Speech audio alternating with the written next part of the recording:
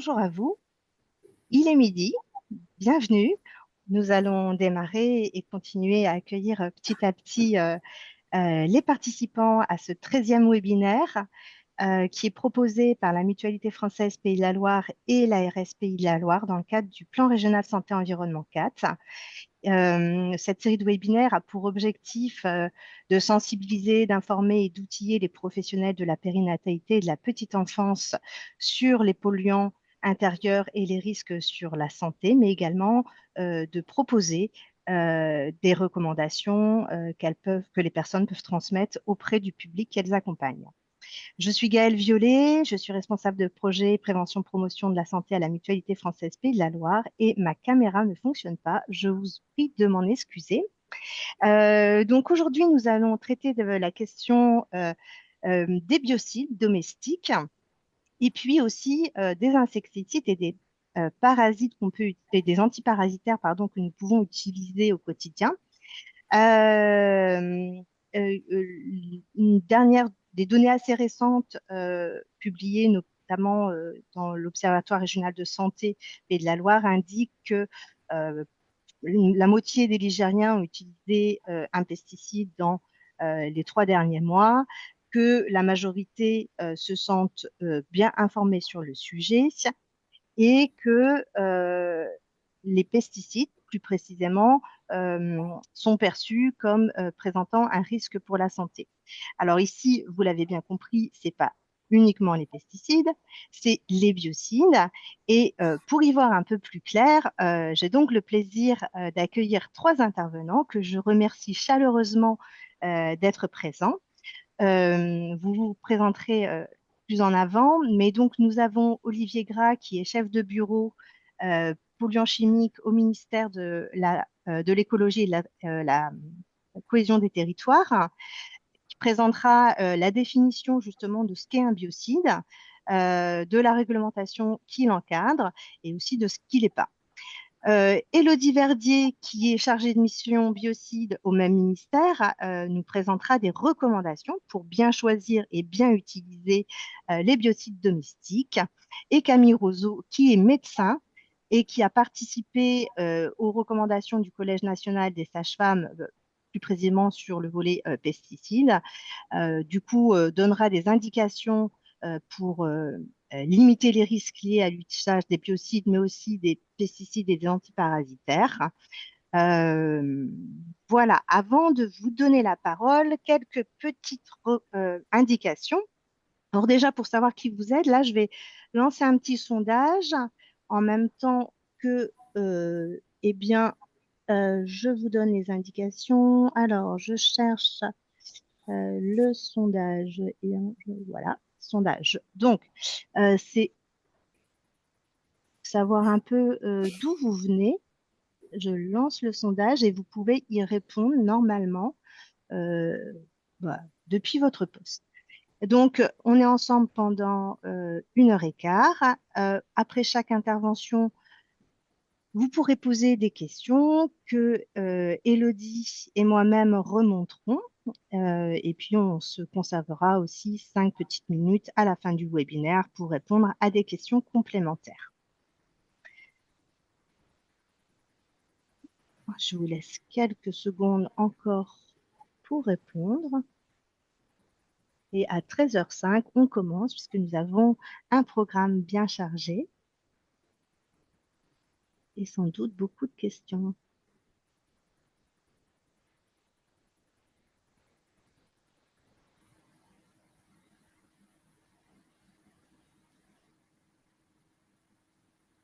Ah oui, donc les questions, pour les poser, je vous invite à le faire dans l'onglet questions et réponses qui se trouve en bas normalement de votre interface Zoom, plutôt que dans le chat, hein. Donc allez bien sur questions et réponses pour poser vos questions. Vous pouvez le faire tout le long des interventions et on les remontera petit à petit.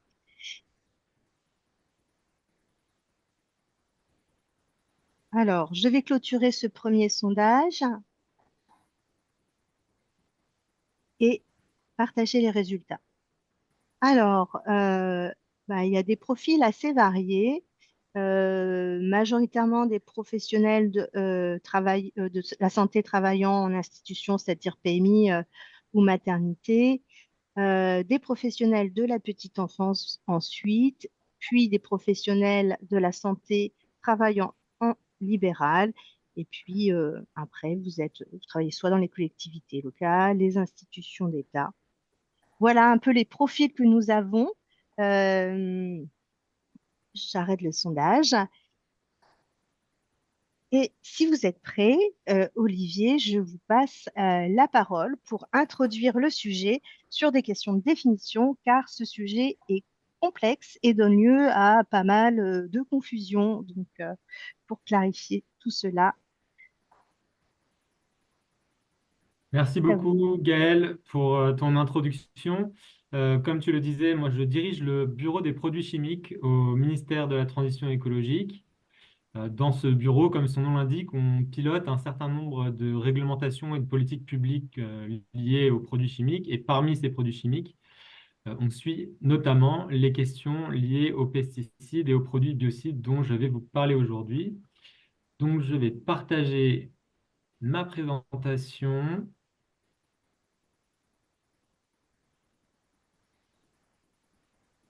Voilà. Alors, pour l'instant, ça n'a... Ouais, c'est bon. Ouais, c'est bon? Mm. Donc, l'idée de cette première partie, c'est de reposer un petit peu les bases sur les définitions, sur ce que sont les produits biocides, ce qu'ils ne sont pas aussi, et vous parler un petit peu des différentes situations dans lesquelles ils sont utilisés et quels sont les risques qu'ils présentent. Donc, de quoi parle-t-on quand on parle de pesticides? On va commencer par là pour bien faire la différence entre ce qui est un pesticide et ce qui est un biocide. Ensuite, je vous dirai un petit peu à quoi ils servent, ces biocides, où est-ce qu'on en trouve dans notre vie quotidienne et professionnelle, et puis quels sont les risques associés à ces produits et comment on tente de les maîtriser.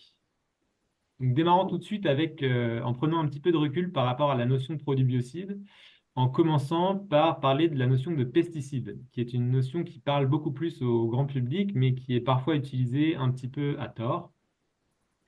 Donc, ce qu'il faut savoir, c'est que le terme de pesticide, c'est un terme très générique qui, en réalité, recouvre plusieurs familles de produits avec des utilisations et des objectifs différents.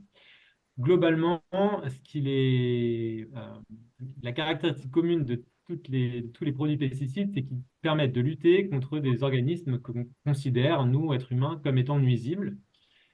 Et dans les faits, ils recouvrent plusieurs types de produits, plusieurs familles de produits qui sont chacun bien spécifiques et encadrés par des réglementations également spécifiques. Donc en fait, la grande famille des pesticides, elle se décompose en trois familles. Les produits phytopharmaceutiques, qui sont les produits pesticides qu'on appelle à usage agricole. Et dans le langage courant, souvent, on utilise de manière interchangeable pesticides et produits phytopharmaceutiques. Mais en réalité, il y a deux autres familles au sein de la famille des pesticides, les produits biocides, dont je vais vous parler un peu plus aujourd'hui, et puis une dernière famille qui sont les antiparasitaires à usage humain ou vétérinaire, et qui se rapprochent plus là de la catégorie des médicaments. Donc toutes ces sous-familles des pesticides, elles peuvent se ressembler, notamment parce qu'elles contiennent souvent les mêmes substances actives, elles permettent de lutter parfois contre des nuisibles semblables, mais elles ont des objectifs différents, notamment en matière de risques et de cibles qu'on tente de protéger. Donc nous, ce qui nous intéresse aujourd'hui, et ce dont je vais vous parler aujourd'hui, c'est spécifiquement cette sous-famille des produits biocides, qui est définie dans un règlement européen qui date de 2012 et dont la définition est reprise ici sur la slide. Donc, cette définition, elle indique qu'un produit biocide, c'est toute substance ou tout mélange sous la forme dans laquelle il est livré à l'utilisateur, qui est constitué d'une ou plusieurs substances actives et qui est destiné à détruire, repousser ou rendre inoffensifs les organismes nuisibles. Et tout ça par une action autre qu'une simple action physique ou mécanique. Donc, il y a trois éléments importants dans cette définition. Un élément sur la constitution d'un produit biocide. En l'occurrence, il faut qu'il soit constitué d'une ou plusieurs substances actives. Il y a un deuxième élément important qui est l'intention et l'objectif de l'utilisation. Donc ça, c'est la deuxième partie. Il doit être destiné à détruire, repousser ou rendre inoffensifs les organismes nuisibles. Et la dernière chose, le troisième critère qui est important pour définir un produit biocide, c'est que l'action de ce produit doit être autre qu'une simple action physique ou mécanique. L'exemple classique, c'est la tapette à mouche. C'est une action physique. Vous luttez contre un nuisible, mais ce n'est pas un produit biocide. Et puis, ce règlement européen, il introduit aussi une autre notion qui est intéressante à avoir en tête, c'est celle d'article traité. Parfois, on va utiliser des produits biocides pour traiter des articles qui vont, tout au long de leur cycle de vie, conserver cette fonction de repousser ou rendre inoffensifs des nuisibles. Et c'est par exemple les produits qu'on utilise pour traiter des matériaux comme le bois ou même des tissus, des textiles, pour éviter qu'ils soient contaminés par des bactéries ou des moisissures. Donc ça, c'était la définition de ce qu'est un produit biocide. Pour se redire un petit peu ce que n'est pas un produit biocide, ça n'est pas un médicament, donc ça ne sert pas, ça n'a pas de fonction médicinale. Ça n'est pas non plus, comme on l'a vu, un produit phytopharmaceutique, puisque ces derniers sont utilisés pour protéger des cultures. Les produits biocides ne sont pas utilisés en protection des cultures. Et puis, ce n'est pas non plus un détergent. Les produits biocides n'ont pas de fonction de nettoyage. Ils peuvent avoir des fonctions de désinfection, comme on va le voir plus tard, mais en revanche, ils ne se substituent pas au nettoyage et à l'utilisation d'un détergent comme un liquide vaisselle, une lessive ou un détartrant. Alors, où est-ce qu'on trouve des produits biocides? En fait, on en trouve un petit peu partout. On en trouve dans le milieu industriel. Ce sont des produits qui peuvent être utilisés, par exemple, dans l'industrie agroalimentaire, notamment les désinfectants, dans la potabilisation de l'eau ou dans l'industrie chimique lourde pour contribuer en fait à la protection des matériaux, des fluides ou des matières qui vont être produits dans ces différentes industries. On les retrouve aussi dans un très grand nombre de secteurs professionnels. Là, je vous ai dit trois exemples. Par exemple, toute l'industrie et le secteur de la protection du bois. On va utiliser pas mal de produits biocides pour protéger le bois contre différentes agressions, différents nuisibles comme les moisissures ou les insectes. C'est utilisé dans le secteur de l'élevage aussi. On utilise beaucoup de désinfectants qui sont des biocides dans le secteur de l'élevage pour désinfecter les locaux et les bâtiments d'élevage. Et puis un dernier exemple qui a fait beaucoup parler de lui ces derniers mois, c'est le secteur de la désinsectisation. Donc, il y a toute une profession qui utilise des produits biocides pour désinsectiser ou dératiser des bâtiments qui accueillent du public ou des logements particuliers lorsqu'ils sont infestés par différents types de nuisibles, les blattes ou les punaises de lit notamment. Et puis, ce qui nous intéresse peut-être encore plus aujourd'hui, c'est qu'on les retrouve beaucoup dans notre quotidien sans savoir forcément que ce sont des produits biocides. Et là, vous avez quelques exemples de produits que je pense tous ici autour de ce webinaire et plus généralement tout le grand public a déjà vu ou utilisé. Vous avez tout ce qui est désinfectant, gel hydroalcoolique, évidemment, on a beaucoup utilisé pendant la crise sanitaire. Les répulsifs contre les insectes, qui sont très utilisés l'été et la période va d'ailleurs démarrer. Et puis des insecticides qui, là, ne sont pas répulsifs, mais qui sont vraiment destinés à tuer les insectes ou d'autres nuisibles comme les rats qui peuvent infester les logements. Je vous ai aussi mis quelques exemples d'articles traités pour illustrer cette notion que j'ai abordée tout à l'heure. Typiquement, certains objets du quotidien vont être traités avec des produits biocides sans qu'on le sache nécessairement pour assurer leur bonne durabilité par rapport à ces nuisibles. Donc, vous avez l'exemple de mobilier de jardin, par exemple, des chaises ou des tables qui sont destinées à être dehors et qui peuvent être soumis à des intempéries. Ils vont souvent être traités avec des produits biocides fongicides pour empêcher l'apparition de champignons ou de moisissures. Vous avez aussi des produits biocides dans différents matériaux comme les peintures pour éviter qu'elles ne se dégradent ou même des produits cosmétiques comme les shampoings dans lesquels on va mettre des conservateurs pour éviter aussi, ou en tout cas accroître leur durée de vie. Le dernier exemple, c'est une chaussette anti-odeur. On utilise des produits biocides pour éviter l'apparition de bactéries dans des vêtements, des textiles et notamment des chaussettes pour éviter l'apparition de mauvaises odeurs. Donc, on les trouve dans plein de secteurs, dans plein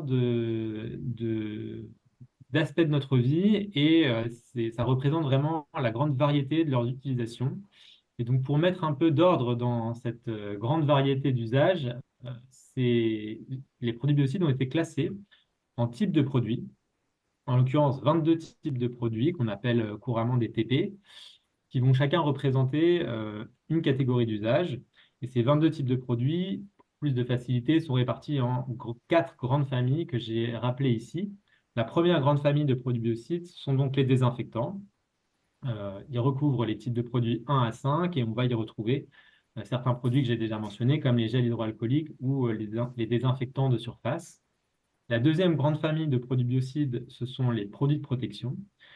Ce sont les TP 6 à 13 et là, ça va être des produits qui sont quand même beaucoup plus utilisés dans le milieu industriel ou professionnel et assez peu par le grand public. Ça va être tous les conservateurs qu'on va inclure dans les matériaux de construction, les peintures, différents fluides ou les textiles. La troisième grande famille, ce sont les produits de lutte contre les nuisibles. Et là, on va retrouver nos insecticides, nos rodenticides, donc tous les produits destinés à lutter contre les, disons, les plus grosses bêtes. Et ce sont les types de produits 14 à 20. Et enfin, il y a une dernière catégorie, une dernière grande famille un peu fourre-tout, qu'on appelle autres produits biocides et qui regroupe 2 TP, les TP 21 et 22, qui sont un petit peu plus niches. On y trouve les peintures anti-salissure pour les coques de bateau et éviter l'apparition de coquillages sur ces coques de bateau, et puis les fluides de taxidermie. Alors, tout ça, ça fait beaucoup d'usages et ça représente aussi beaucoup de substances et de produits. Donc, on vous a remis ici quelques chiffres pour que vous ayez une idée de ce que ça représente en termes de nombre de produits.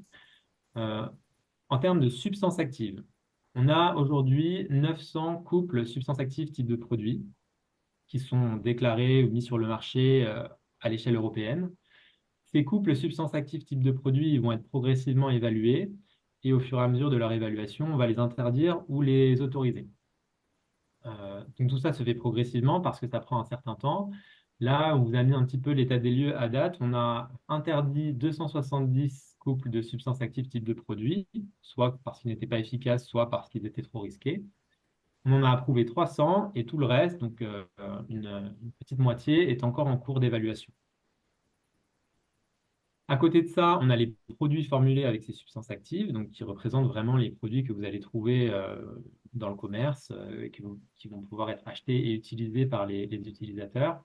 Au total, sur le marché français, on a 45 000 produits qui sont déclarés. On a une base de déclaration qui s'appelle la base Biocide et dont on a extrait ces chiffres. Sur ces 45 000 produits déclarés, on en a 2 700 qui ont une autorisation de mise sur le marché, c'est-à-dire qu'ils ont été évalués et autorisés par une agence d'expertise. Tout le reste des produits, ils sont quand même autorisés sur le marché. Ils sont ce qu'on appelle en période transitoire, c'est-à-dire qu'ils ont le droit d'être commercialisés et utilisés le temps que cette évaluation aboutisse. Et donc, je vous ai rappelé ici les 3 grands critères pour qu'un produit biocide soit autorisé sur le marché français. Le premier, c'est que ce produit ne doit pas présenter de risque inacceptable pour la santé et l'environnement. Le deuxième, c'est qu'il faut que ce produit soit suffisamment efficace au regard de ses allégations, donc par exemple le type de nuisible, les types d'utilisation qui est revendiqué par le produit. Et le troisième critère plus générique, c'est qu'il doit respecter tous les requis de la réglementation européenne et nationale, par exemple en matière d'étiquetage ou s'il en a besoin d'une autorisation de mise sur le marché.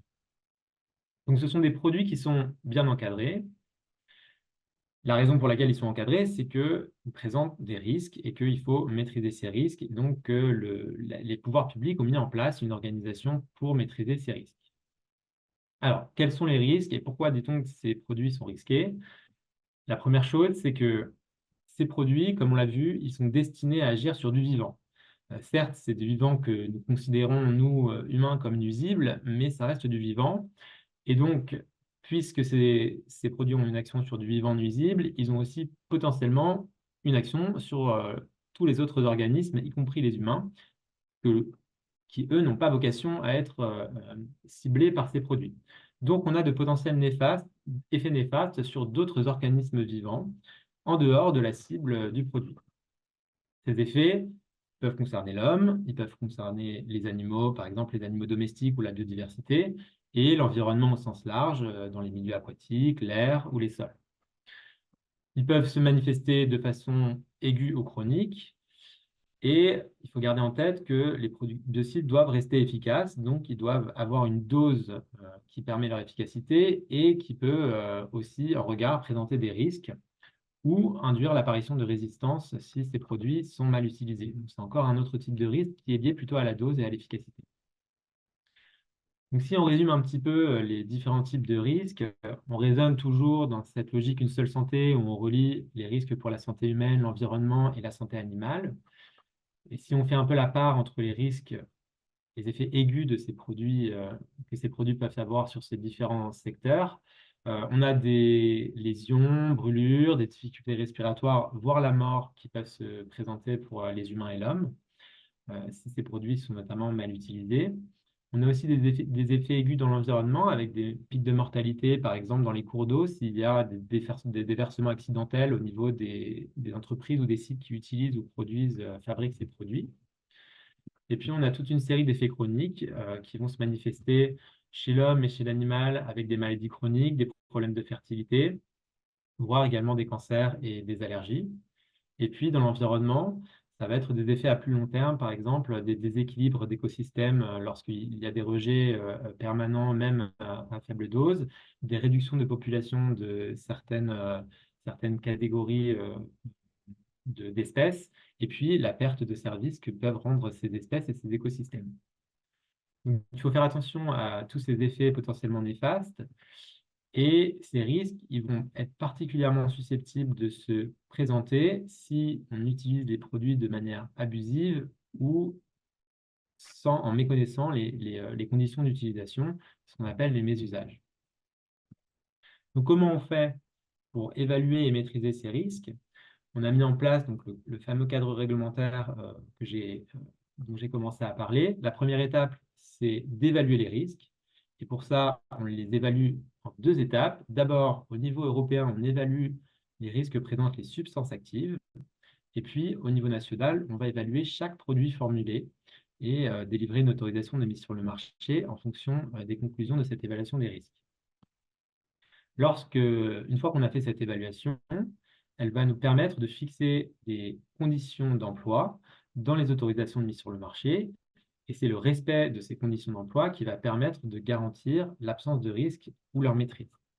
Donc, toutes ces conditions d'emploi, elles sont indiquées sur les étiquettes et elles s'accompagnent également de pictogrammes de danger pour bien avertir l'utilisateur des risques que peuvent présenter ces produits. Et puis, une fois qu'on a dit ça, sachant que l'évaluation des risques n'est pas infaillible, on fait aussi un suivi a posteriori des effets indésirables que peuvent manifester l'utilisation de ces produits.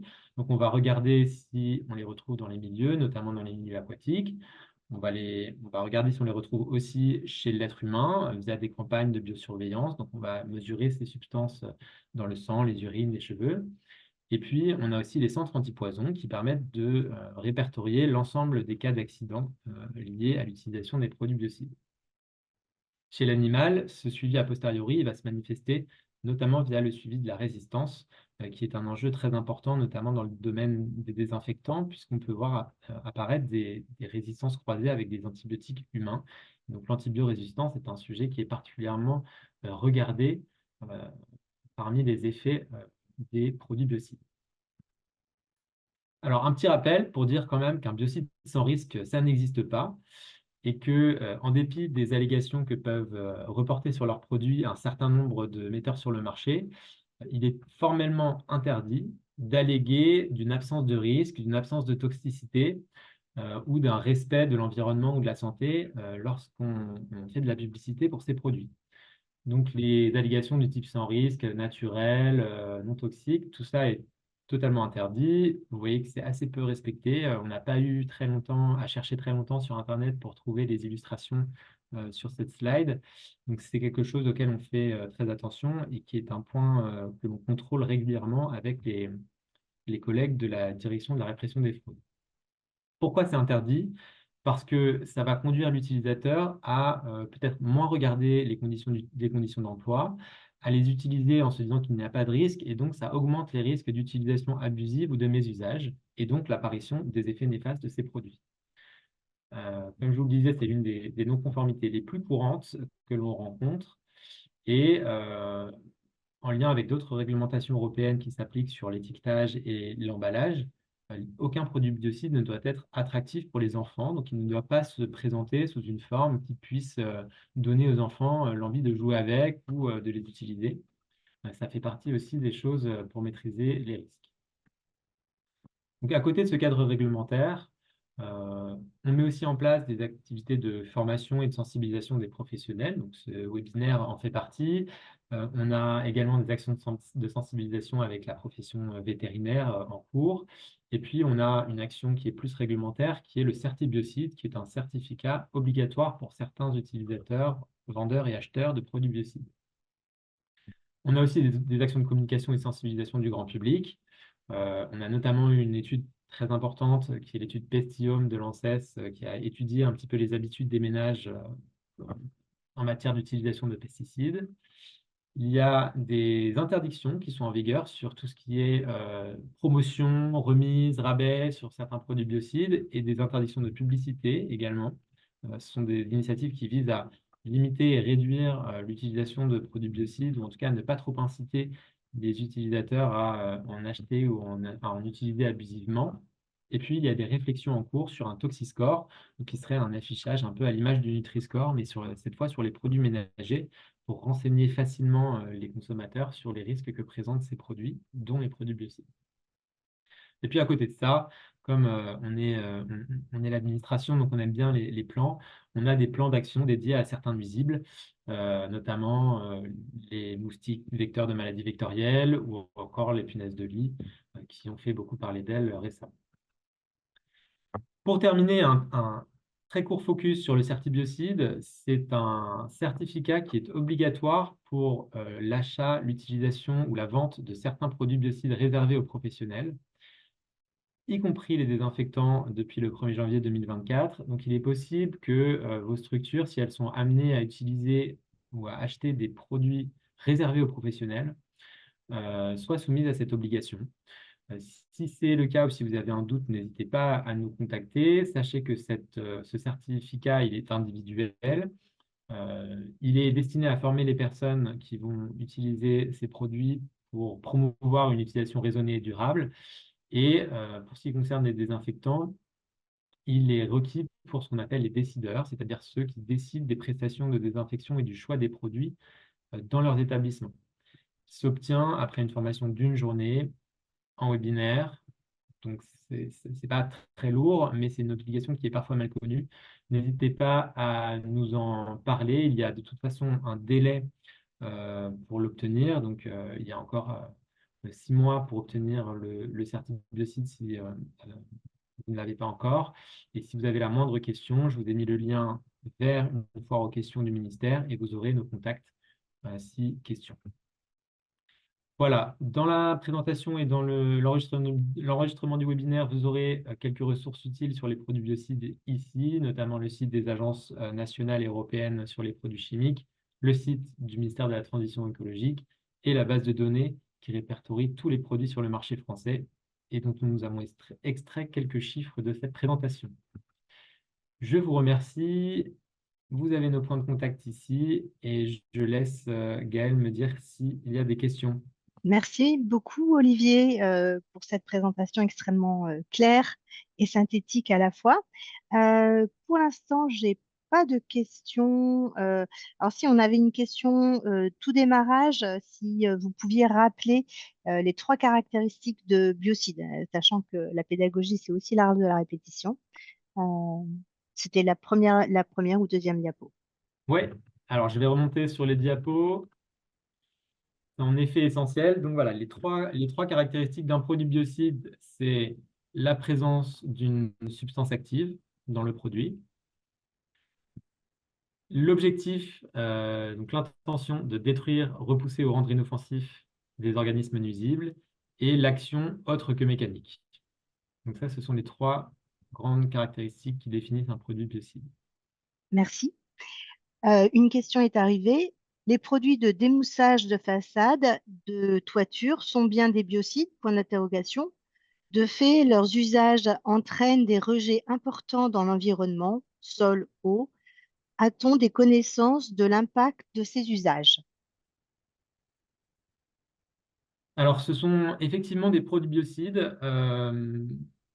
Lorsque on va chercher à enlever plutôt des lichens et des algues, si vous avez vraiment des mousses, disons des plantes, ça va être plutôt des produits phytopharmaceutiques. Là, la question, elle est pile à la frontière entre ces deux types de produits. Mais enfin, globalement, ça peut être des produits biocides. Et effectivement, il y a des rejets potentiels directement, puisque tout ça peut passer au tout à l'égout. Et les stations d'épuration ne sont pas équipées pour traiter Hmm. l'ensemble des produits biocides. Donc, normalement, il y a dans l'autorisation de mise sur le marché des conditions d'emploi qui visent à limiter cela. Donc, ça peut être, par exemple, l'utilisation de bacs de rétention ou de dispositifs pour essayer de récupérer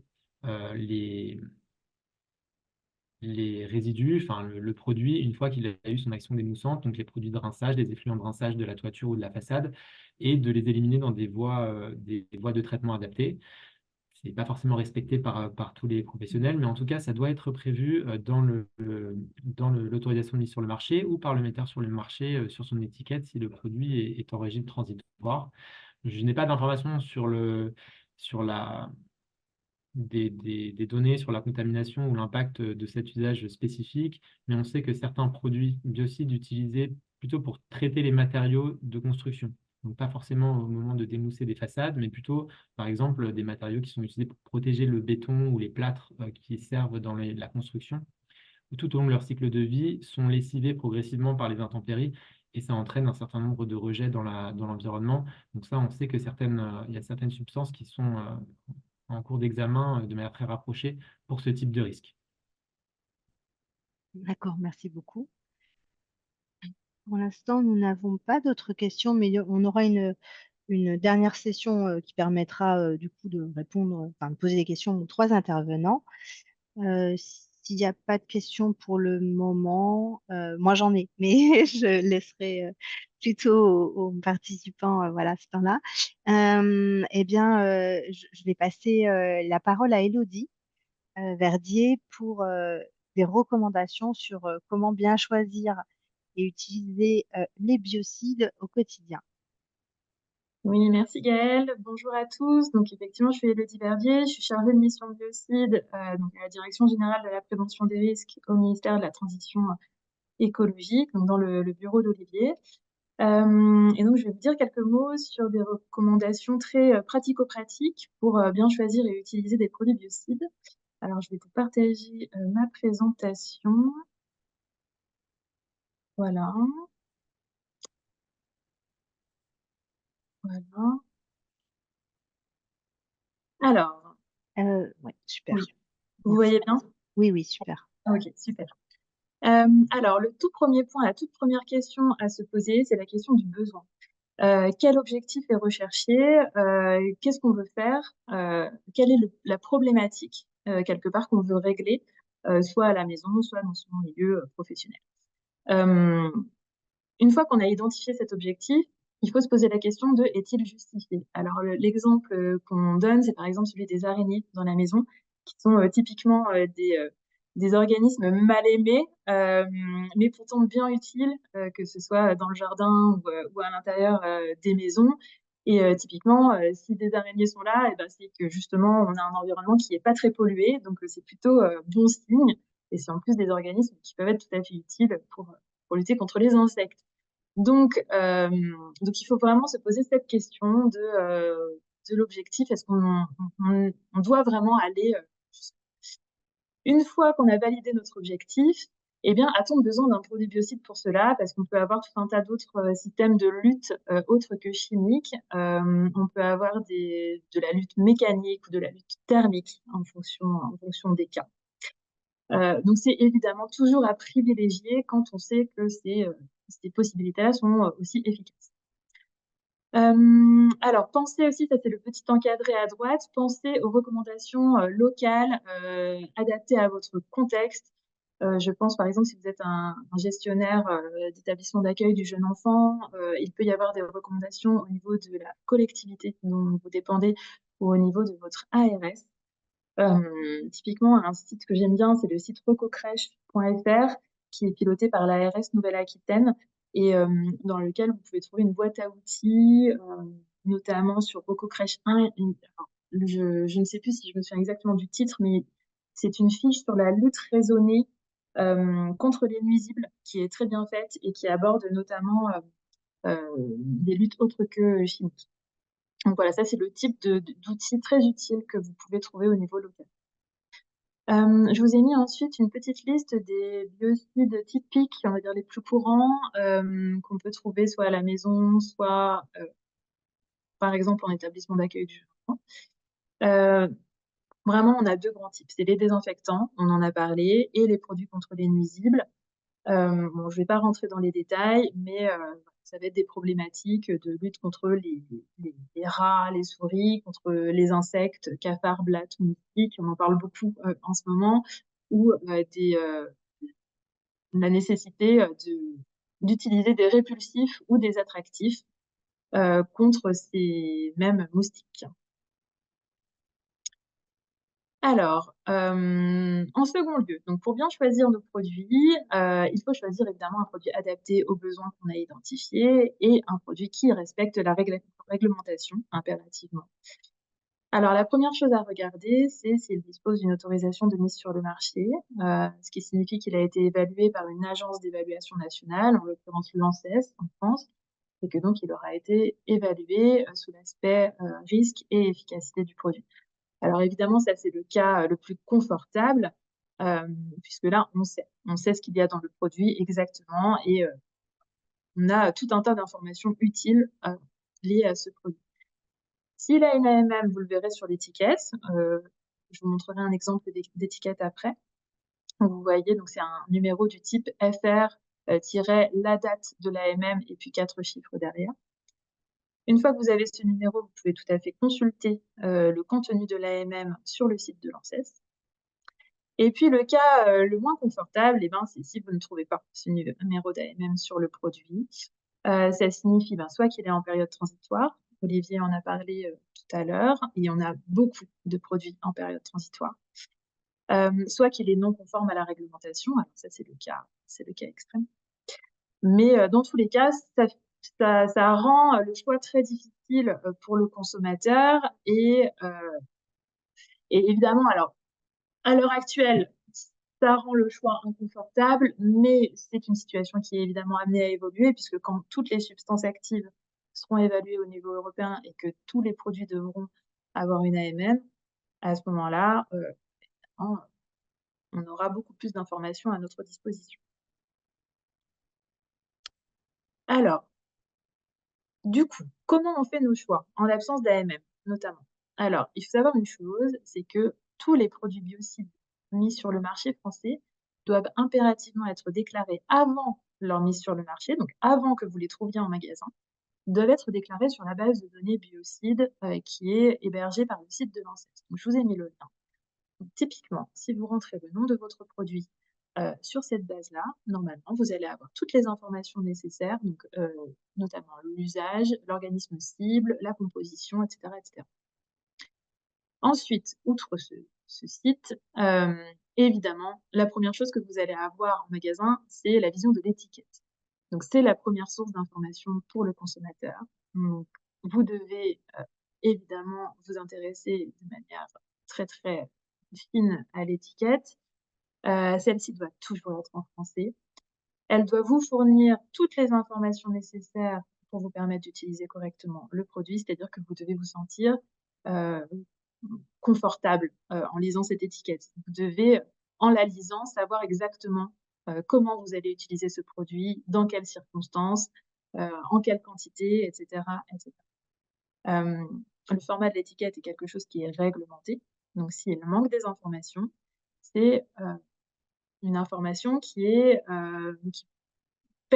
pourrait vous permettre de conclure que le produit est non conforme. typiquement, si les instructions d'emploi sont partielles, si les propriétés de danger ne sont pas indiquées, s'il n'y a pas de date de péremption. Il faut savoir qu'un produit biocide a toujours une date de péremption puisque celle-ci est liée à son efficacité. Donc, si vous sentez que l'étiquette est partielle, fuyez. J'ai envie de dire, c'est très certainement, c'est que certainement le produit voilà, comporte potentiellement des risques. Là, je vous ai mis certains exemples d'étiquettes. Donc là, je vous ai mis un répulsif contre les moustiques, donc ce qu'on appelle un TP19, puisque c'est très d'actualité. Alors, le cercle vert vous montre les informations liées à la substance active, donc là, en l'occurrence, c'est du DEET, et vous montre également un exemple de numéro d'AMM. Le cercle bleu vous montre des indications pour vous aider sur l'usage du produit, notamment l'âge minimal de l'enfant quand il est utilisé sur un enfant et les instructions d'emploi qui sont très précises. Vous voyez que notamment en fonction de l'âge de l'enfant, on va vous demander d'appliquer le produit de manière différente et en quantité différente et aussi en fonction des différentes parties du corps. Là, vous avez un exemple de gel hydroalcoolique où clairement l'étiquetage est beaucoup moins conforme que celui d'avant.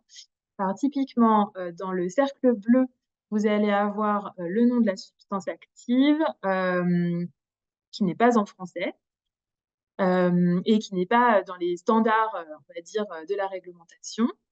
Vous allez avoir, alors on a quand même une indication en français usage professionnel parmi toutes les autres langues, mais c'est à peu près la seule chose qu'on a en français. Dans le cercle vert, vous allez avoir les indications d'usage, les instructions d'emploi qui ne sont pas en français, qui sont en 3 langues mais pas en français. Et clairement, les petits dessins, c'est pas suffisant. Et en cercle violet, vous allez avoir la date de péremption. Typiquement, ce produit est périmé et donc ne doit pas être utilisé. De toute façon, il ne devait pas être utilisé à partir du moment où l'étiquette était non conforme. Voilà. Donc, typiquement, si vous avez un produit comme ça, si vous tombez sur un produit comme ça, ne l'achetez pas et ne l'utilisez pas. Alors, bien les choisir. Donc, on garde un regard critique sur les étiquettes. On se méfie des étiquettes 100% naturelles. Ça, Olivier en a parlé, donc je ne vais pas revenir dessus. Ce sont des choses qui peuvent être trompeuses, qui sont souvent utilisées par les metteurs sur le marché parce qu'évidemment, ça sert à rassurer le consommateur. Mais voilà, alerte vraiment. Ne choisissez pas ce produit quand vous voyez ce genre d'allégations. On trouve également sur le marché de plus en plus, et on espère qu'on en trouvera de plus en plus, des produits qui contiennent des substances dites faible risque et qui sont donc qui présentent des propriétés de danger eh bien, plus bénéfiques, on va dire, moins dangereuses, tout simplement. Je vous en ai mis quelques exemples de choses qu'on trouve sur le marché français à l'heure actuelle. Ce que vous voyez en orange, ce sont des substances actives dites faible risque, donc qui sont forcément à privilégier. Ce qu'on voit, c'est qu'on n'a pas de TP18. TP18, ce sont des insecticides, donc ce qui sert vraiment à tuer des moustiques, par exemple. Donc ça, on n'a pas de substance active faible risque.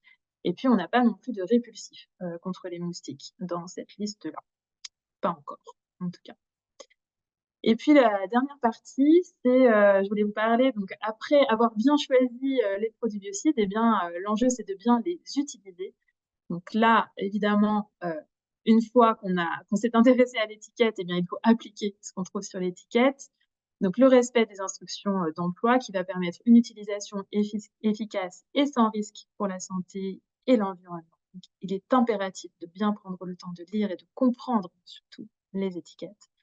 Je vous remets quelques exemples d'instructions d'emploi qu'on va pouvoir trouver. Donc, le nombre de pulvérisation, donc c'est surtout utile par mètre carré, c'est utile pour un désinfectant. Le nombre de pulvérisations par partie du corps, c'est utile pour un répulsif contre les moustiques, la fréquence d'utilisation, le délai nécessaire avant l'obtention de l'effet biocide, la nécessité de ventiler les locaux et puis les catégories d'utilisateurs, puisque évidemment, un produit qui serait réservé uniquement aux professionnels ne doit en aucun cas être utilisé par le grand public.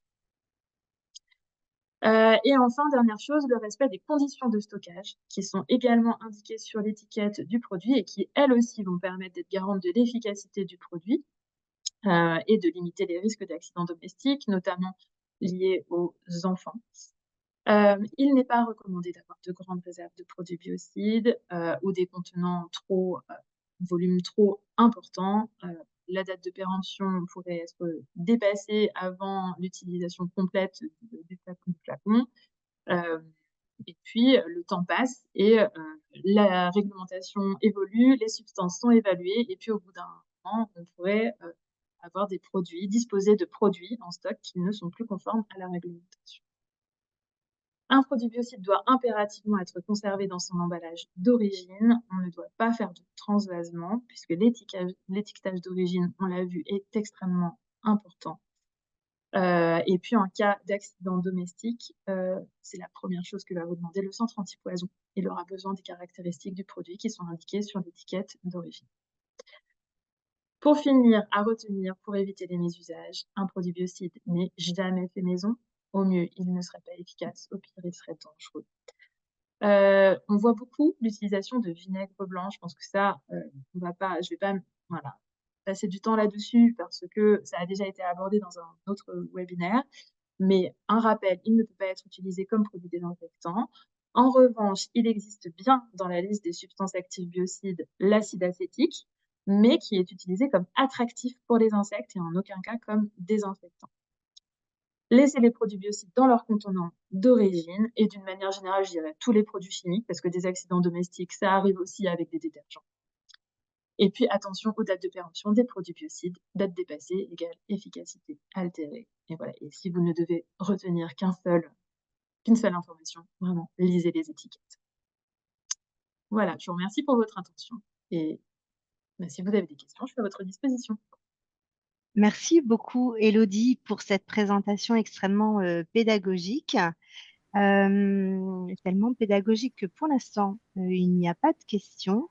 Moi, j'en avais une quand même, notamment sur l'usage du vinaigre blanc pour nettoyer les outils, les instruments de jardinage.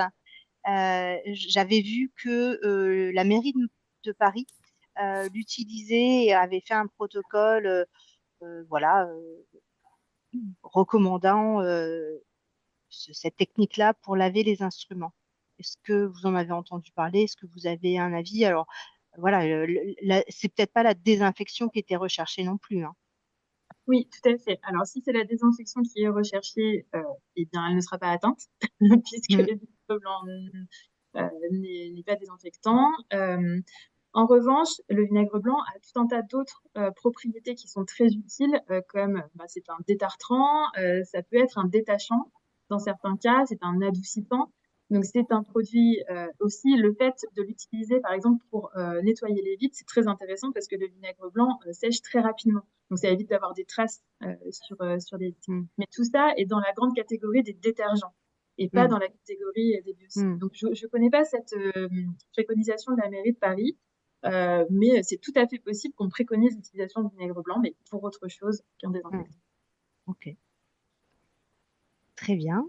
Eh bien, écoutez, pour l'instant, pas de questions. Voilà, n'hésitez pas à les poser. Ah, si, voilà, paf. Alors, moi, je vois une question dans le chat. Alors, par quel désinfectant à moindre impact santé-environnement remplaceriez-vous la javel pour désinfecter dans une école ou une crèche? Alors, en termes de désinfectant, donc ce qu'on appelle TP2, c'est-à-dire pour les surfaces, donc les tables, les chaises, les poignées de porte, et également TP4, donc pour tout ce qui est adapté aux surfaces alimentaires, il existe une substance active dite faible risque, c'est l'acide lactique. Donc moi, ce que je préconiserais en crèche, ce sont des désinfectants à base d'acide lactique. Il en existe sur le marché. À ma connaissance, je ne crois pas qu'il y ait d'autres TP2, TP4 associés à base d'autres substances actives. À vérifier, ça va peut-être arriver, mais à l'heure actuelle, moi, je préconiserais l'acide lactique. Ok, merci beaucoup. Après, Oui, pardon. vous pouvez tout à fait utiliser d'autres substances actives dites d'un non faible risque. À partir du moment où le produit dispose d'une AMM, notamment, ça signifie, et qu'il est utilisé de manière conforme à ce qui est écrit sur l'étiquette, normalement, il n'y a pas de risque à prévoir. Après, sur cette question-là aussi, ça revient vraiment à ce que vous disiez dans votre introduction, c'est-à-dire se poser la question, est-ce utile? À quelle fréquence? À quel moment? Et c'est vrai qu'on a, voilà, en région, il y a pas mal de structures qui s'engagent justement sur ce questionnement-là lié à la désinfection, qui parfois peut être un petit peu trop systématique. Ça ne veut pas dire qu'elle n'est pas nécessaire par moment, mais voilà, le questionnement de base est vraiment très important. Une dernière question avant de passer la parole à Camille. Euh, voilà, de désinfecter dans une école. Bah, je propose que on en reparle à un autre moment. N'hésitez pas à me recontacter si vous avez des questions plus précises sur ce sujet, qu'on puisse vous mettre aussi en relation avec des démarches qu'il y a au sein du territoire. Merci beaucoup, Elodie. Et je vais passer la parole à Camille maintenant pour un tour d'horizon également dans le jardin, également auprès des traitements antiparasitaires, comment dire, des animaux, pour savoir quels sont les risques sanitaires et les précautions d'usage que vous pouvez aussi transmettre auprès du public que vous accompagnez. Bonjour, merci Gaëlle. Je suis le docteur Camille Rousseau, je suis médecin généraliste et j'ai travaillé sur la question des pesticides d'usage domestique dans le cadre des recommandations de la pratique clinique du Collège national des sages-femmes en 2021.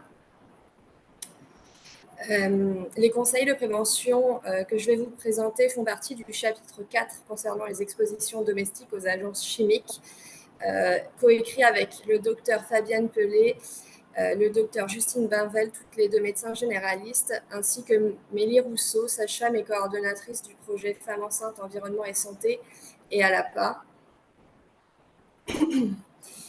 Donc, comme vous avez pu voir, les usages domestiques des pesticides sont nombreux, principalement contre des insectes volants et rampants, mais aussi dans des traitements vétérinaires et pour d'autres usages, les répulsifs, les rodenticides et dans certains produits de protection et également certains textiles, par exemple les traitements anti-acariens. Il existe de nombreuses formulations. On trouve des aérosols, des diffuseurs électriques, des pesticides sous forme de gel, d'appât et de traitements vétérinaires comme des colliers ou des pipettes. On peut aussi les trouver dans les peintures. L'usage domestique des pesticides est fréquent et concerne 75% des ménages français dans Pestihome et 52% des femmes de la cohorte ELF déclaraient en avoir utilisé pendant la grossesse.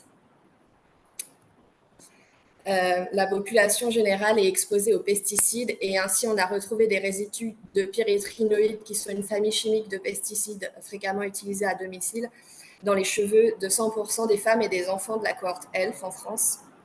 La population générale est exposée via l'alimentation, bien évidemment, mais aussi par les pesticides présents dans l'air extérieur et par la dérive des pesticides d'usage agricole, mais aussi via les émissions dans le domicile, par un usage domestique ou par des émissions passées, par exemple dans les traitements du bois. Les enfants en bas âge sont particulièrement exposés aux pesticides du fait de caractéristiques physiologiques. Ils ont par exemple une fréquence respiratoire supérieure à celle de l'adulte et une perméabilité de la barrière cutanée supérieure. Ils sont aussi en proximité avec le sol et souvent à l'intérieur. Et ils ont des particularités comportementales avec notamment des comportements main-bouche qui facilitent les ingestions non alimentaires de pesticides. L'alimentation est donc considérée comme voie majoritaire d'exposition chez l'adulte hors usage professionnel, mais des expositions par voie cutanée, respiratoire et par ingestion de poussière peuvent être des voies d'exposition importantes chez les jeunes enfants. Concernant les effets sur la santé, on connaît bien évidemment le risque de toxicité aiguë en cas d'accident, mais il y a aussi des risques de toxicité chronique et la période périnatale est une période de vulnérabilité particulière. Des expositions à certains moments clés du développement peuvent avoir des conséquences à long terme sur la santé, comme l'explique la théorie développementale des origines de la santé et des maladies. Et ainsi, l'expertise collective de l'INSERM sur les pesticides retrouvait une présomption forte d'un lien entre l'usage domestique de pesticides pendant la grossesse ou l'enfance et les leucémies aiguës lymphoblastiques et myéloïdes de l'enfant, ainsi que les tumeurs du système nerveux central de l'enfant. Il y a également une présomption forte d'un lien entre les troubles du développement neuropsychologique et moteur de l'enfant et des expositions aux organophosphorés et aux pyréthrinoïdes, qui sont deux familles chimiques de pesticides qui ont des usages domestiques.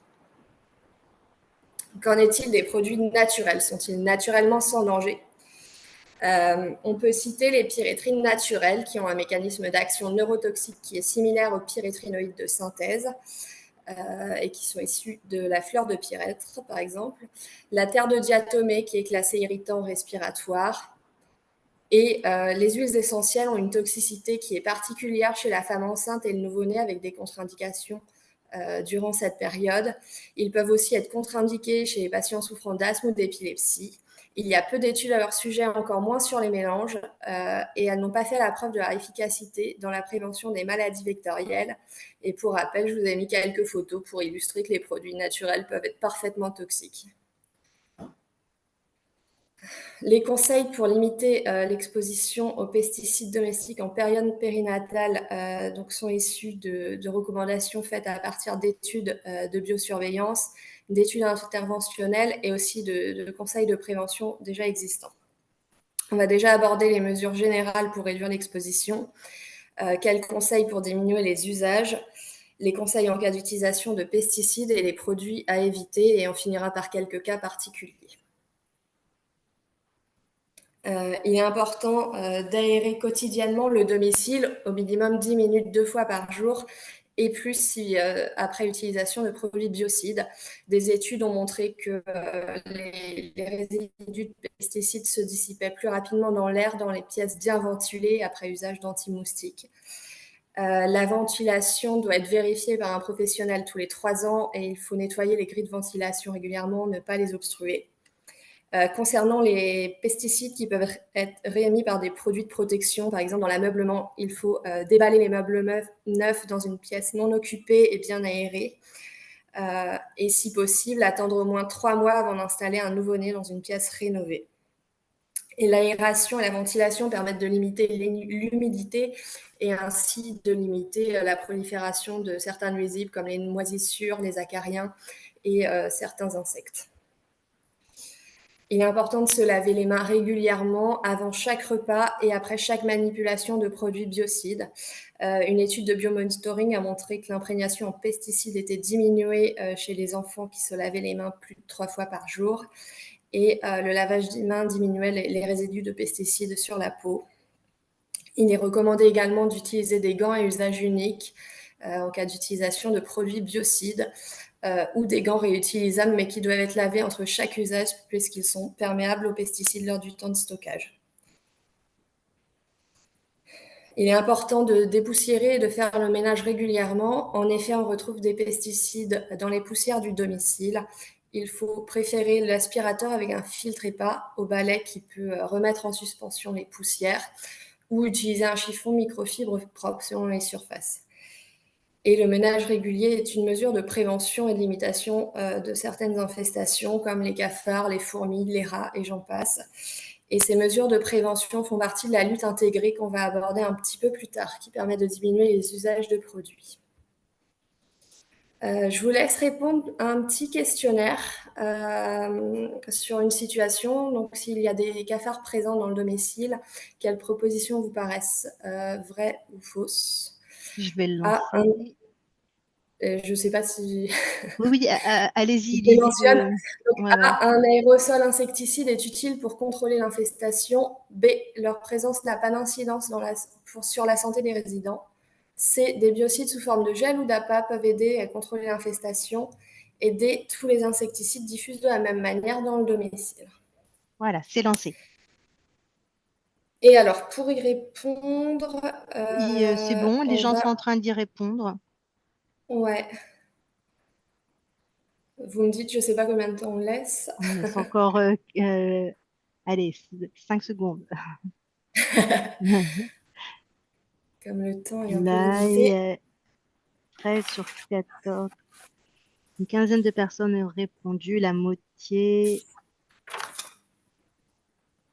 Allez, je mets fin au sondage. Vous êtes un peu plus de la moitié à avoir répondu. Hop. Et je vous partage les résultats. Hop. Camille, vous voyez les résultats? Et Alors, donc, la c'est pas majorité des mal, hein? personnes.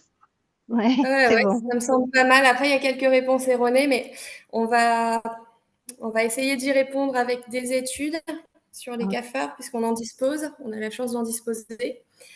2 études donc, ont montré l'efficacité de la lutte intégrée avec notamment plusieurs méthodes, hein, faire le ménage, colmater les brèches, utiliser des formes localisées de pesticides, hein, du gel, des appâts, l'utilisation de pièges collants en détection et la formation des résidents pour vérifier l'absence de récidive d'infestation. Et l'étude de William et al. En 2006 a montré une diminution des résidus de pesticides dans l'air du domicile et aussi dans le sang maternel, dans le groupe intervention de lutte intégrée. Une autre étude a montré que le gel insecticide avait une efficacité supérieure aux aérosols pour contrôler l'infestation de cafards et qu'il y avait une augmentation importante des résidus de pesticides après les utilisations d'aérosols retrouvés à l'intérieur du domicile, mais pas d'augmentation en cas d'utilisation de gel. Hop. Donc, en réponse, c'était bien évidemment la réponse C qui était vraie. Des pesticides sous forme d'appât ou de gel peuvent aider à contrôler l'infestation, donc comme on l'a vu dans les 3 études. Leur présence a des impacts sur la santé des résidents. Ça peut créer des allergies, de l'asthme. L'aérosol insecticide n'a pas montré beaucoup d'efficacité dans les études précédentes. En effet, ça diffuse de manière large et non ciblée, donc ça n'atteint pas forcément les cafards, mais par contre, ça contribue à la pollution intérieure. Et les insecticides diffusent de manière différente en fonction de leur formulation. Il y avait moins de résidus avec les gels qu'avec les aérosols. On va passer un petit peu à la lutte intégrée. Alors, tac. Donc, les grands principes, c'est d'abord la prévention des infestations, avec des mesures qui vont être soit spécifiques, soit générales en fonction des nuisibles. La deuxième étape, c'est la détection précoce des infestations et l'identification du nuisible. On peut utiliser, si besoin, des pièges comme détecteurs, faire une inspection régulière. Et l'idée, c'est de traiter, si c'est nécessaire, avant que l'infestation prenne de l'ampleur. Voilà. Il faut se poser la question, bien évidemment, est-ce qu'un traitement est vraiment nécessaire? Par exemple, le cas des araignées. Si un traitement est nécessaire, c'est recommandé de privilégier des luttes de méthodes non chimiques en les combinant si besoin, des méthodes mécaniques, thermiques, biologiques et autres. Et s'il n'y a pas d'alternative ou que c'est vraiment nécessaire, un produit biocide adapté, spécifique aux nuisibles, en ciblant bien la zone à traiter, en respectant les précautions d'usage. Ici, je vous ai présenté quelques exemples de mesures de prévention qui sont soit générales, soit spécifiques à certains nuisibles. Pour éviter l'intrusion des nuisibles, il est important de colmater les fissures et les brèches, de mettre des moustiquaires aux fenêtres et aux lits contre les insectes volants, de ne pas aérer la nuit avec la lumière allumée en l'absence de moustiquaires aux fenêtres. En voyage, il y a des mesures spécifiques pour éviter de ramener des indésirables sous forme de punaises de lit. On recommande de placer les bagages à distance du lit, d'inspecter le lit dans les hôtels ou dans les logements temporaires. Et au retour de voyage, si on pense avoir été en contact avec les punaises de lit, de congeler ou de laver les affaires à 60 degrés. Il faut limiter l'accès à la nourriture des nuisibles. Cela dépend du nuisible considéré, mais globalement faire le ménage régulièrement, ranger les aliments dans des bocaux hermétiques. Et contre les mythes textiles, on peut recommander de ranger les vêtements dans des contenants hermétiques s'ils ne sont pas portés régulièrement. Pour limiter la prolifération des nuisibles, on va se retrouver sur des mesures spécifiques. Par exemple, pour les moustiques, ne pas laisser d'eau stagnante dans les jardins à proximité du domicile. Aérer et limiter l'humidité contre les acariens, les moisissures et d'autres insectes. Et vider les poubelles régulièrement pour ne pas créer d'élevage de mouches.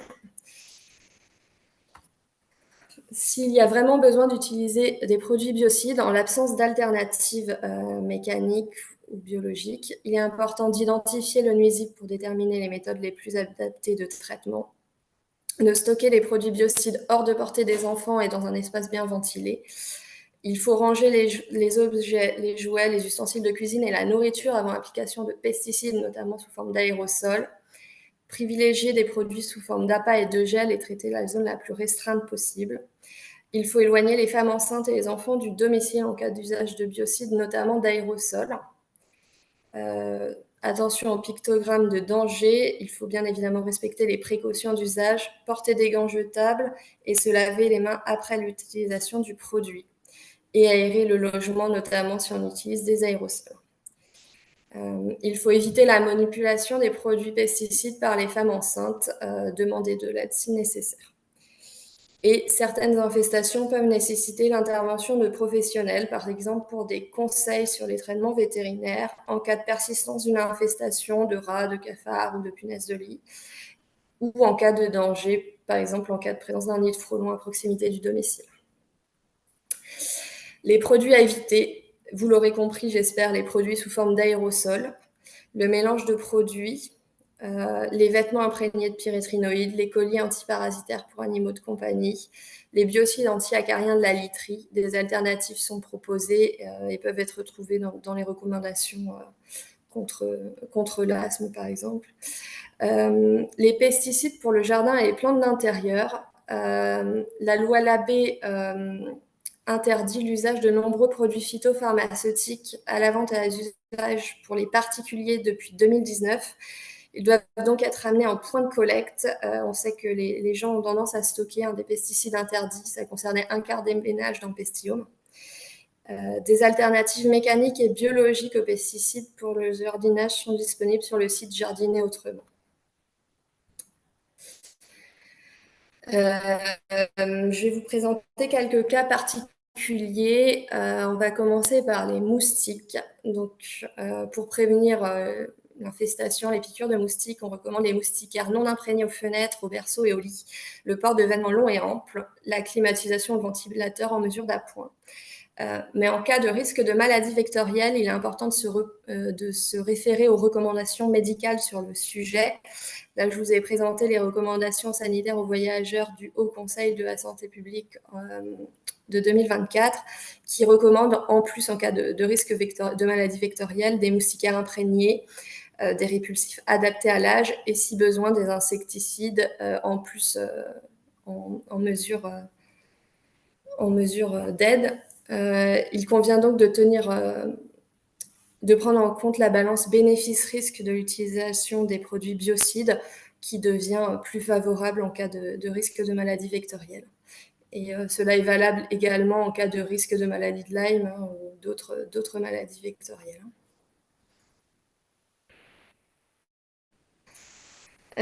Concernant le cas des usages de traitements vétérinaires,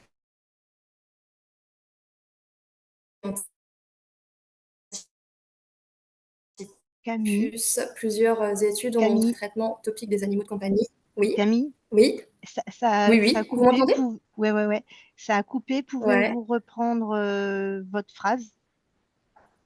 Toujours concernant l'usage. Concernant l'usage des traitements vétérinaires antiparasitaires, antipuces et antitiques des animaux de compagnie. Voilà. Plusieurs études ont montré une augmentation de l'imprégnation en pesticides chez les enfants après le traitement topique des animaux de compagnie. Et cette augmentation était plus prolongée en cas de traitement par collier. La diffusion maximale des pipettes se faisait dans les premiers jours après l'usage. Il est recommandé de demander conseil aux vétérinaires sur les alternatives aux traitements topiques. Par exemple, il existe des traitements oraux. Il faut éloigner l'animal des chambres et éviter son contact avec les enfants en cas de traitement topique récent. Donc, je vous ai montré les images de ce qu'il ne faut pas faire. Et éviter l'usage de colliers antiparasitaires. Il y a aussi des mesures mécaniques en cas d'infestation par les puces. Et pour conclure, on va parler d'un sujet d'actualité, les punaises de lit. Et il y a une recommandation de l'ANSES qui est sortie avec un rapport d'expertise collective sur les punaises de lit en 2023. En cas d'infestation, il est recommandé d'utiliser une combinaison des méthodes physiques, mécaniques et thermiques à répéter plusieurs fois. Oui, mais en cas d'échec. Je vous ai montré un petit tableau pour illustrer en fait la complexité de formuler des recommandations. Avec de nombreuses problématiques. Par exemple, pour les punaises de lit, il y a des résistances croissantes aux pesticides qui peuvent avoir une toxicité importante pour la santé humaine et pour l'environnement. Mais d'autres alternatives ont des problèmes d'applicabilité avec la nécessité, des coûts élevés ou une indisponibilité dans certains secteurs. Et pour d'autres méthodes mécaniques, par exemple, il peut y avoir des incertitudes sur l'efficacité de certaines méthodes. La prévention et le contrôle des infestations de punaises de lit nécessitent l'information et la collaboration de nombreux acteurs, pas seulement les professionnels de santé, mais aussi les personnels accueillants du public, les professionnels du tourisme, les collectivités, les professionnels de la désinsectisation et aussi le grand public. Donc, ces infestations sont particulièrement complexes. Et donc, pour conclure, des recommandations pour limiter l'exposition aux pesticides d'usage domestique en période périnatale existent et peuvent être transmises. Cependant, elles ont un faible niveau de preuve qui est lié aux limites de la littérature scientifique, avec des incertitudes sur l'efficacité des recommandations pour réduire l'exposition, des incertitudes sur la part d'exposition liée à l'usage résidentiel et à la toxicité de certains produits. De nombreuses connaissances sont nécessaires pour un conseil adapté et spécifique selon certains nuisibles, et cela dépasse le domaine de la santé et des soins de premier recours, puisqu'il faut non seulement connaître les effets sur la santé de ces alternatives, mais aussi les effets sur l'environnement, la disponibilité, l'accessibilité, les coûts de ces méthodes, leur efficacité et beaucoup de spécificités en fonction des nuisibles à considérer. Par ailleurs, ces conseils de prévention s'intègrent avec de nombreux messages de prévention qui doivent être délivrés en période périnatale. Il y a donc un risque de saturation des messages de prévention avec des messages qui doivent être prioritaires sur la prévention des addictions, l'alimentation, la prévention de la mort subite du nourrisson. Et le temps de consultation est limité pour transmettre tous ces messages. Il semble intéressant de transmettre ces messages de prévention avant un projet de grossesse, d'une part puisqu'il y a un temps d'adaptation qui peut être nécessaire pour changer certaines habitudes et pour limiter également des effets des expositions préconceptionnelles sur la fertilité et sur le développement de l'enfant à venir. Voilà, merci pour votre attention. Merci et je beaucoup. Je ne sais pas si vous avez des questions. Merci beaucoup Camille pour cette présentation, et je retrouve là toute la rigueur et la méthode des propositions du Collège national des sages-femmes dans les recommandations. Donc merci beaucoup. Oui, vous avez une question pour l'instant. On me demande régulièrement une alternative aux huiles essentielles en prévention des poux, enfin de la présence de poux. Avez-vous une réponse scientifique à apporter? Alors, je n'ai pas abordé en fait tout le sujet des traitements médicaux. Pour les poux, il y a des recommandations qui sont faites. Il y a notamment des shampoings à base de diméthicone, donc qui sont des shampoings qui vont étouffer les poux. Donc une action mécanique, et je crois que les recommandations, c'est également le passage du peigne fin régulièrement. Moi, Voilà. j'avais. Pour tout ce qui est médical, je conseillerais de se référer en premier aux recommandations qui existent. Moi, ce que j'avais lu, c'est que en fait, il n'y a pas de méthode de prévention efficace des poux. En fait, ça existe pas, hein. Alors, je sais pas si Élodie ou Non, après, c'est le Olivier, vous avez dépistage des régulier éléments avec le là-dessus. peigne fin. Ouais, c'est ça, ouais. Mm. Ouais. Moi, j'allais dire exactement la même chose. En fait, on revient sur la question de est-ce que l'objectif est justifié?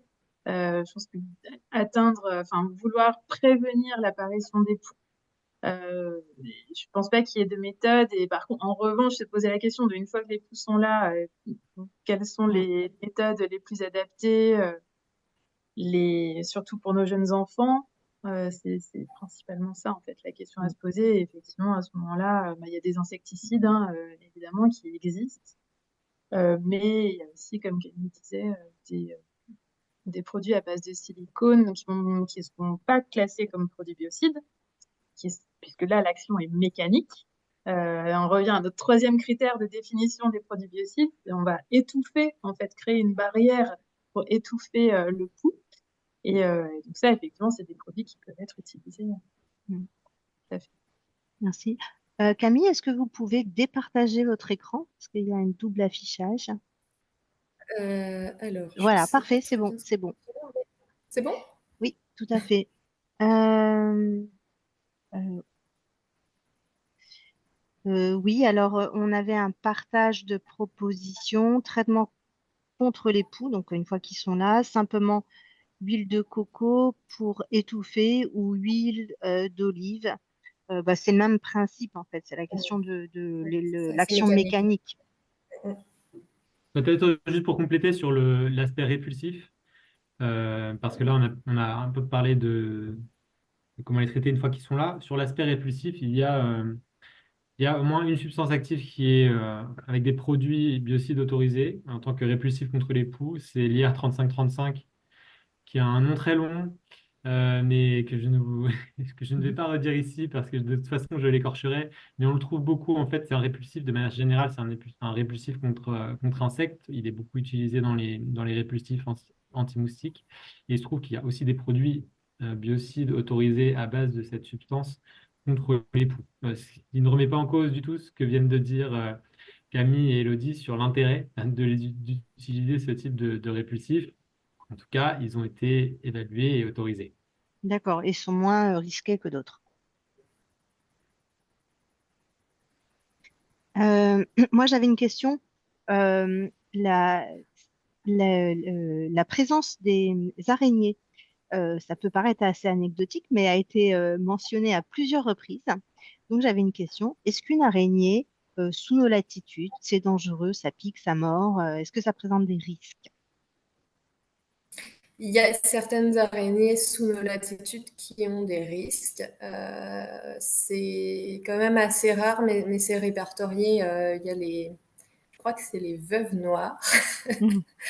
Mais effectivement, il peut y avoir des risques. Après, les araignées, en général, ne viennent pas nous agresser. C'est accidentel. C'est par défense. Et en fait, on a mentionné les araignées, c'est quand même répertorié de manière assez fréquente comme usage dans le pesticium, si je me souviens bien. Et la plupart des araignées ont plutôt un effet insecticide dans le domicile et avec une cohabitation qui se passe bien en dehors des cas de phobie, dans la majorité des cas. Merci. Est-ce qu'il y a d'autres questions? Pas d'autres questions pour l'instant. Nous avons tenu parfaitement le timing. Vous avez vraiment respecté le timing. Donc, merci beaucoup. Si moi j'avais une petite question quand même, mais là aux auditeurs, est-ce que vous aviez déjà entendu parler allez, ça y est, j'ai déjà oublié le nom, Certibio? C'est ça, Olivier? Fertibiocide. Certibiocine. Est-ce que dans le chat, vous pouvez juste nous indiquer si oui ou non vous en aviez entendu parler? Donc, Aude Leblanc nous dit non. Euh, si je comprends bien, Olivier, il y a jusqu'à 6 mois pour que les acheteurs, utilisateurs passent leur certification, c'est ça? C'est ça, il y a jusqu'au 1er janvier 2025. Après, rien ne dit que vous êtes forcément concerné. Ce sont des, il faut être décideur, donc il faut avoir Mm. la main sur les produits que vous utilisez dans votre établissement. Et c'est uniquement pour les produits réservés aux professionnels. Donc, si vous utilisez des produits mixtes ou grand public, ça n'est pas requis. C'est Mm. pas requis pour tous les utilisateurs non plus. Donc voilà, il y a quand même des Mm. critères. Après, pour les professionnels de santé, c'est vrai qu'auparavant, ce n'était pas du tout le cas. C'est un certificat qui existe depuis 2015 et auparavant, les désinfectants n'étaient pas compris dedans. Mais depuis le début de l'année, c'est le cas. Donc on est à disposition s'il y a des questions. Et de toute façon, c'est dans un premier temps, ça va être de la Mm. pédagogie, évidemment, qu'on va faire aux nouveaux professionnels concernés. Il n'est pas question de contrôler et sanctionner dès le 1er janvier 2025 tous les gens qui n'auraient pas leur Mm. certibiocide. C'est que c'est difficile Ok. parfois de faire percoler l'information partout. Ok, mais bien sûr. Mais là, en fait, on a, alors peut-être pas des directeurs ou des directrices enfin, on peut avoir des directrices de crèche, donc c'est pas forcément elles qui décident des détergents, désinfectants, mais typiquement les acheteurs, les hygiénistes, etc., sont concernés par ça dans les crèches, dans les maternités. Ce sont des produits réservés aux professionnels, oui. Ok, très bien. Merci. Je check une dernière fois. Les produits. Alors, si j'avais une dernière question, alors, Elodie, je veux bien que vous veniez à mon aide, parce que là, je n'arrive plus à Oui, lire. tout à fait. Alors, donc on nous demande finalement les produits réservés à usage professionnel peuvent laisser entendre qu'ils sont plus dangereux et qu'il vaut mieux opter, pro ou non, pour des produits créés pour des ménages ordinaires. C'est une question.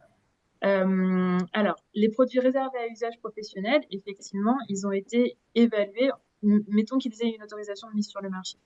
Ils ont été évalués au regard de cet usage professionnel. Donc, typiquement, le truc tout bête, ça va être la contenance du bidon qui va être quelquefois plus importante pour un produit réservé aux professionnels que pour un produit grand public où on va rarement trouver des bidons de 5 litres dans le grand public. Au niveau des instructions d'emploi aussi, on va se permettre des choses au niveau de l'évaluation pour un usage professionnel qu'on ne va pas se permettre pour des produits grand public. Donc, typiquement, les équipements de protection individuelle, certains seront autorisés si ce sont des professionnels qui utilisent le produit. En revanche, on n'autorisera pas ce même produit-là pour le grand public si jamais cet équipement est requis, parce que il y a trop de risques que le grand public n'utilise pas ces équipements. Donc, j'ai envie de dire oui, mais pas toujours. Mais en tout cas, effectivement, il y a ce risque-là que les produits professionnels soient plus risqués, ou en tout cas, et plus de contraintes à leur utilisation. Et effectivement, si je peux vous parler de mon expérience personnelle en crèche parentale, moi, je conseille plutôt d'utiliser des produits grand public, euh, notamment parce que j'ai déjà vu des produits réservés aux professionnels rester des années sur les étagères de la crèche, devenir périmés, etc., etc. Et donc, avec le risque que ce soit mal utilisé. Voilà. Merci beaucoup. Eh bien, ça sera la question de fin, il est 22. Euh, Camille, Élodie et Olivier, grand merci de vos interventions extrêmement claires. Il y aura un replay de cette session-là, assorti d'un petit dossier où on partagera aussi quelques ressources que vous avez proposées dans vos supports d'intervention. Pour les auditeurs, vous allez recevoir un mail de la part de la plateforme Zoom avec un lien pour évaluer le webinaire. Euh, voilà, merci de votre participation, merci de votre attention, merci encore à vous. Si vous avez un petit mot, Élodie, Camille, Olivier, pour conclure. Merci beaucoup à toi, Gaël, pour l'organisation de ce webinaire et à tous les participants. Merci. Bah, moi, j'espère que ce type de webinaire va se généraliser, se multiplier, parce qu'effectivement, je pense qu'il y en a vraiment besoin. Voilà, je pense qu'il faut diffuser ce type d'informations dans le grand public et parmi les professionnels de santé de la petite enfance. Donc, merci beaucoup pour cette organisation. Merci. Bah, merci également oui, pour l'organisation, Gaëlle, et merci à tous les participants. Effectivement, je pense que c'est important de transmettre les recommandations pour limiter les risques. Merci à vous. Bonne fin de journée.